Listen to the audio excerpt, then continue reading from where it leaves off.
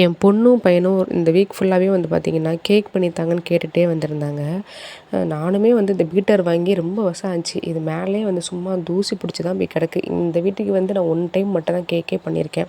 சரி okay try பண்ணலான்னு சொல்லிட்டு தான் எடுத்து இன்றைக்கி வந்து டீ கேக் தான் வந்து பண்ண போகிறேன். ஏன்னா அதுதான் பண்ணுறதுல ரொம்ப ஈஸி. எப்படி பண்ணலான்னா 2 எக் எடுத்து அது கூட கொஞ்சம் வெண்ணிலா எசன்ஸ், ஒரு 1/4 கப் அளவுக்கு சுகர் போட்டு ஃபஸ்ட் நல்லா பீட் பண்ணிக்கணும்.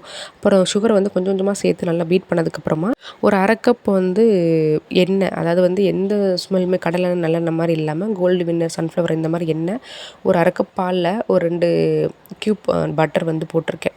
கொஞ்சம் மெல்ட் ஆனதுக்கப்புறமா அதையும் சேர்த்து நல்லா பீட் பண்ணிவிட்டு அப்புறம் மைதா, பேக்கிங் பவுடர்லாம் சேர்த்து மிக்ஸ் பண்ணதுக்கப்புறமா ஒரு 45 மினிட்ஸ் வந்து நீங்கள் கடாயில் அப்படியே வச்சு க்ளோஸ் பண்ணி வச்சிட்டிங்க அப்படின்னா கேக் வந்து நல்லா சாஃப்டாக சூப்பராக வந்து ரெடி ஆயிரும்.